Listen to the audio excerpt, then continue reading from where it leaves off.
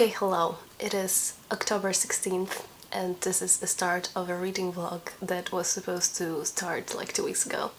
I did start recording on October 1st, but my October did not go how I wanted it to.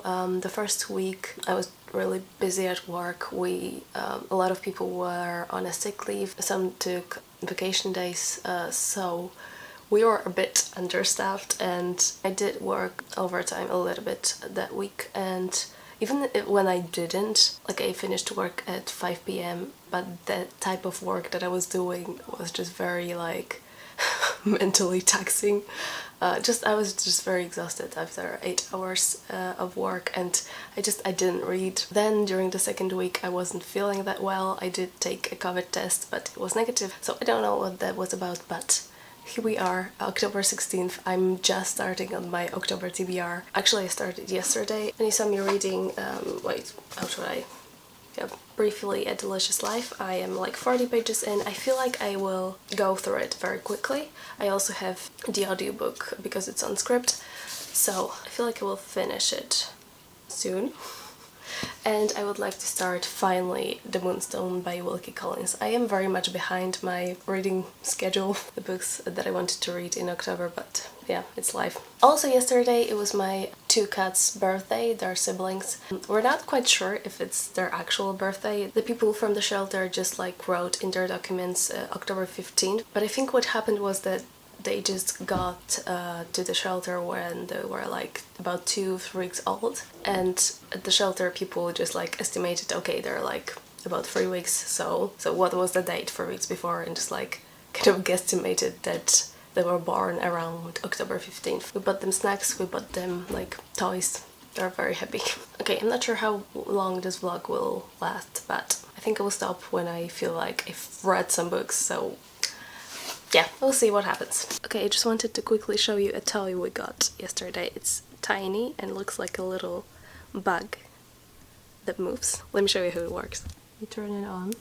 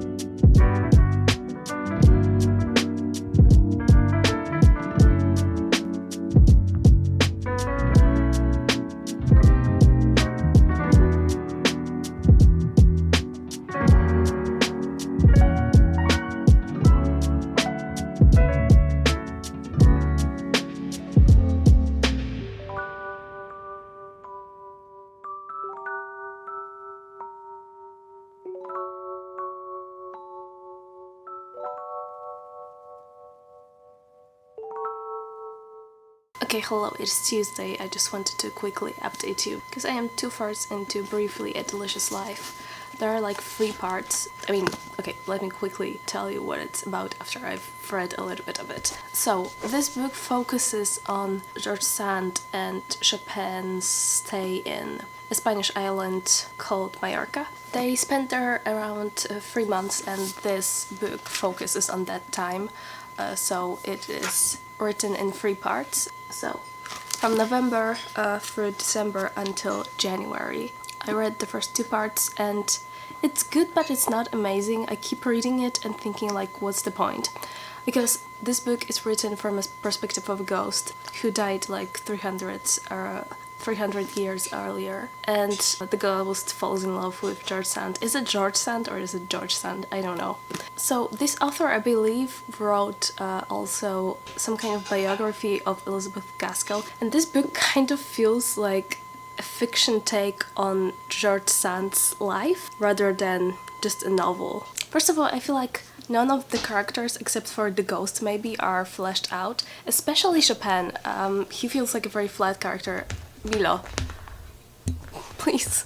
And yeah, the plot feels very meandering, and depending where the story ends, where it goes, I feel like it might be either a 3.5 star, a 4 star, or a 3 star. So like right now we're like in the 3.5 star.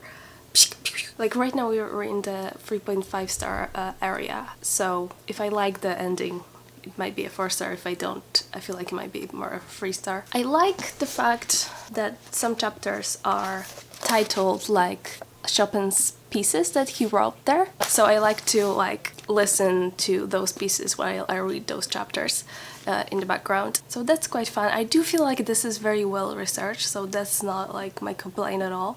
It feels very lukewarm. Yeah, I'm pretty sure I'm going to finish this book today, so I will give you one more update in the evening. I just finished work and I'm going to go to the vet with Mila so he can get a blood test, and then I have to like pick up some package, but I think I will have enough time in the evening to finish this book. So also I'm reading The Moonstone. I started reading The Moonstone and I'm not loving it so far. It might take me some time to get through it.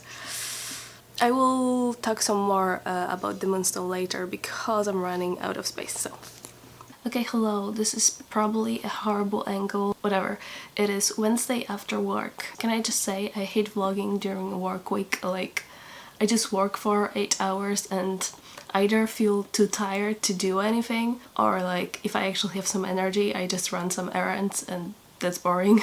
Like yesterday I went to the vet, picked up some packages and did groceries, and the day slipped away. Like, that's it. But I did actually finish Briefly a Delicious Life yesterday. I finished it at like 1 AM and I was in my pajamas and without makeup, so I was like, I'm not gonna update now. So I ended up giving it 3.5 stars, so not much changed. Like, I kind of enjoyed it on the same level throughout the whole story. The ending didn't really change anything for me. Ugh, should I change the angle? I look so ugly.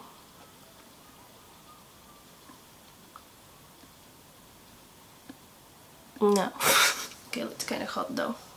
Okay, so the thing I feel like I didn't really explain well yesterday was that the reason why I felt like that this felt like a biography of George Sand was because the ghost actually can like kind of enter people's memories and also kind of see their future. So throughout the story we like dip in and out of the characters' memories, and I feel like the kind of center, the main focus of the story is George Sand. There are also 2 of her children, Maurice and Solange, but yeah, I don't know if like by the end of the story I really understood George Sand and understood what the point of the story was. I don't know, my biggest complaint was that I'm not sure if this structure of the book worked. I feel like I would be more engaged, cared more about the characters if the story was told chronologically. Either from the ghost side, like if we really want to lean into the ghost story, because we also learn about the ghost throughout like little snippets of her memory in the book. And I feel like if we like went through what she went through kind of chronologically, if we follow her throughout her life, I feel like I would care about her more. Or we could have just focused on George Sand and did the same thing, kind of followed her life chronologically, because oh my god, there were some chapters, because I think George Sand was bisexual actually, so is the ghost, and there were some little snippets of her like discovering her sexuality and her relationships with women, and that was fascinating to me. Those were the most interesting parts of the story in my opinion, and the most kind of fleshed out. And yeah, I did enjoy the writing style, but I don't know, this book lacked something. But 3.5 stars, those are kind of books that I still kind of recommend. It just didn't like fully work for me, but they're still like pretty decent books, so that's it. When it comes to The Moonstone, I didn't read any more of that book yesterday, and I really don't feel like reading it, y'all. Okay, so the problem is, at first we learned the story of the Moonstone, like the kind of legend of the Moonstone, and then we like kind of learn how maybe it was stolen. Those events happened in 1799, and then we kind of fast forward to I think 1850, and this house servant is told to kind of write the whole story of the Moonstone, and this is the first perspective, and I just don't really like the first perspective. The house servant is kind of old, I don't know, he's like 70 years old, he's very like meandering, like just get straight to the point. And the problem is that this first perspective, because if you read any Wilkie Collins, you know he likes to write a lot of different perspectives in his books. The first perspective is 250 pages long. So there are going to be like a bunch of people telling this story, but because the first like narrative is so boring, I don't care. But I'm not sure if I should just start Wives and Daughters just right away and read 2 bricks at the same time. There are also some other things on my TBR. I do need to read like 1 short story, so I have that short story collection by Oscar Wilde. I need to read like a poem, so I have that collection of poetry by Christina Rossetti.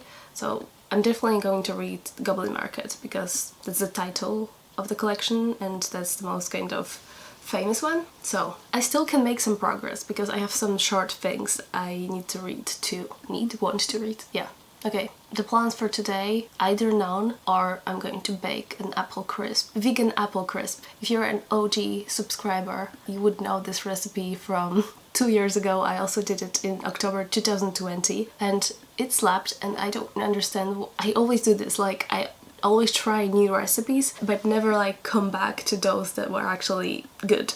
So I did it 2 years ago and I really liked it, so I'm going to make it again. That's it, that's the update. Okay, before I forget, I just wanted to quickly tell you about a video that I saw. It was this makeup artist made like a 30-minute long video about doing your makeup in the Victorian era, and I thought it was very well researched, and she like actually did like little recipes, like how to do like a Victorian kind of lip balm, and also what like makeup meant in the Victorian time, like how it was like very immoral and you had to be like very careful not to give yourself away, that you like put some makeup on, so it had to be very like indetectable. I just thought there was a lot of research and that she spent a lot of time to make this video.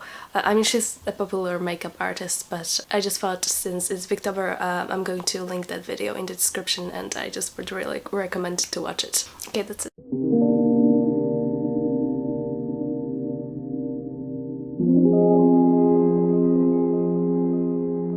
Okay, I'm sorry if this angle is weird, but y'all, I need to talk about this. I am so angry. I'm hating this. I changed the audiobook narrator 4 times now because I thought maybe it's the narrator, even though I'm following like the text while I'm listening to the audiobook.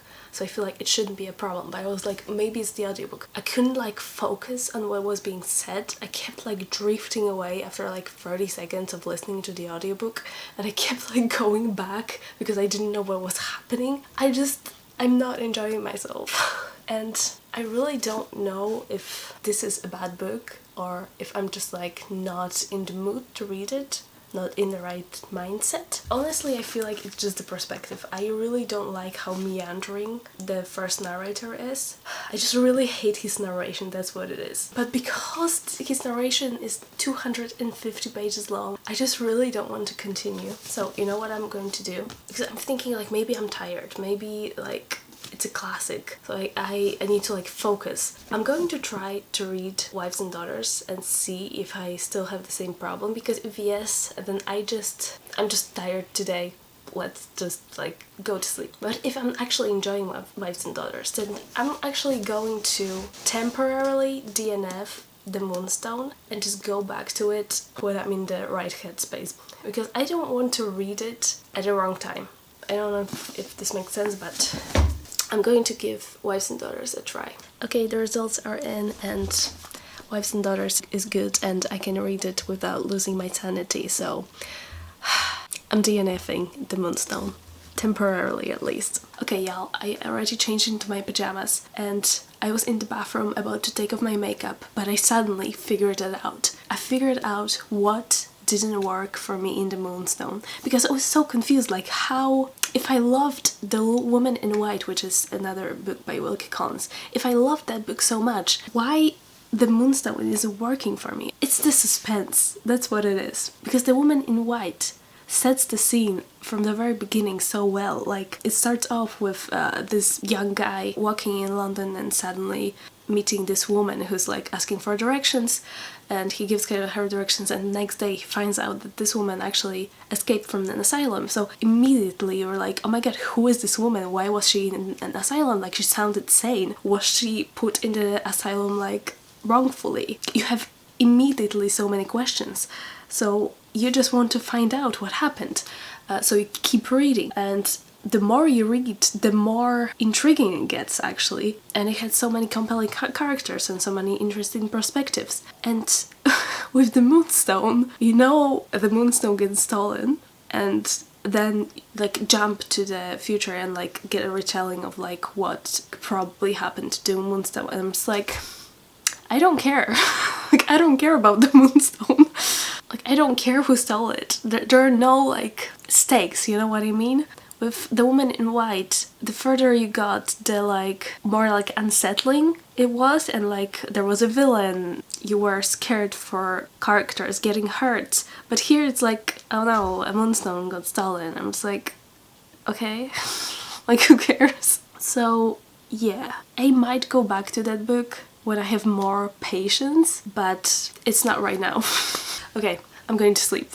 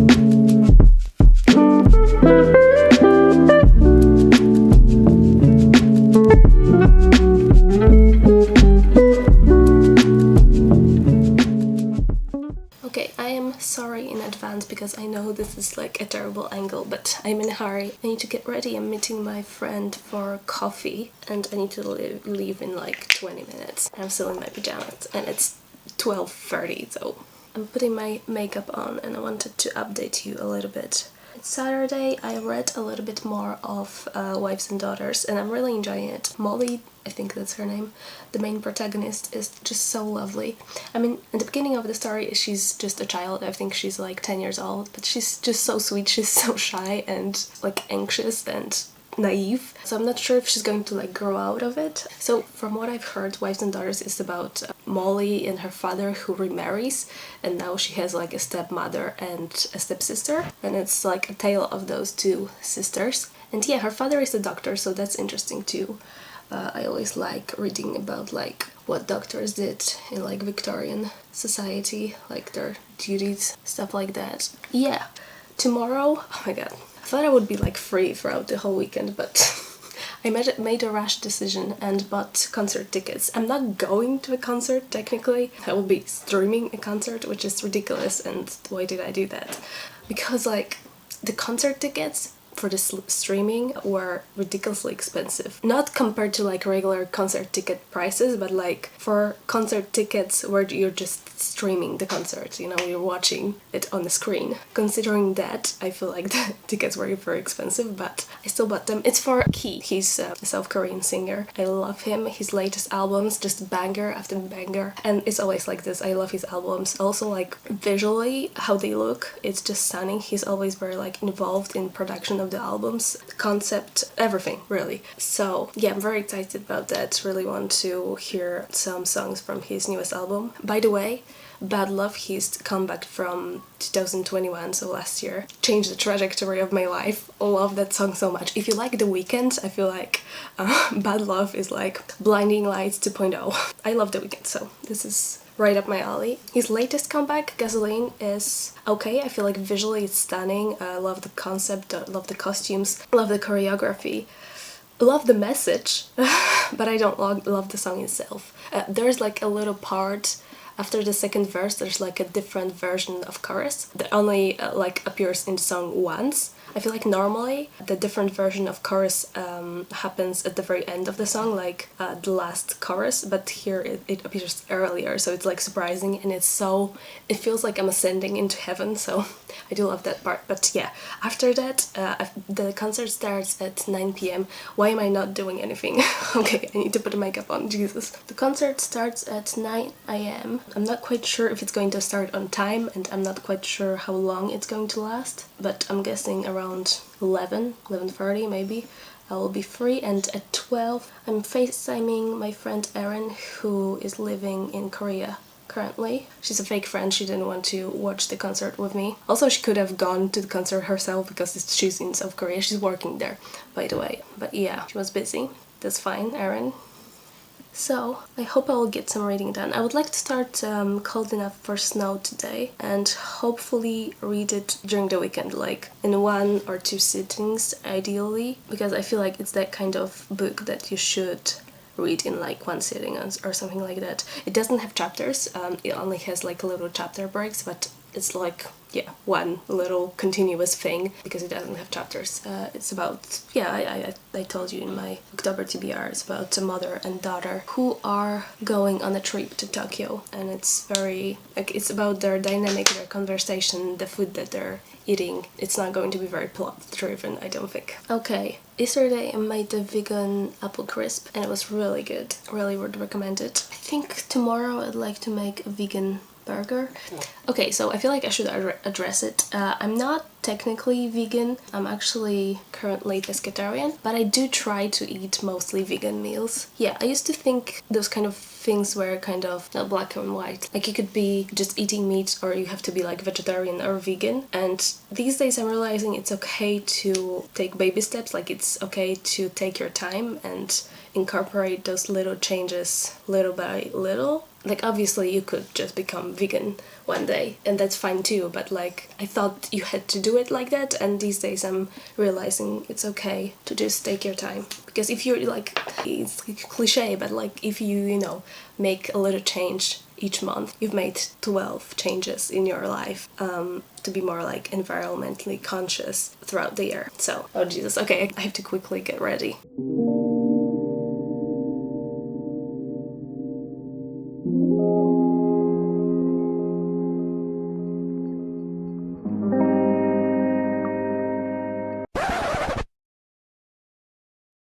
Could have said goodbye. I'd be patient if I had the time. As soon as I find out how I can move from the back of the line. And love can make it, take my heart, but please don't break it. Love, it was made for me and you. Thought that from this heartache I could escape. I'm officially missing you. Ooh, can't nobody do it like you.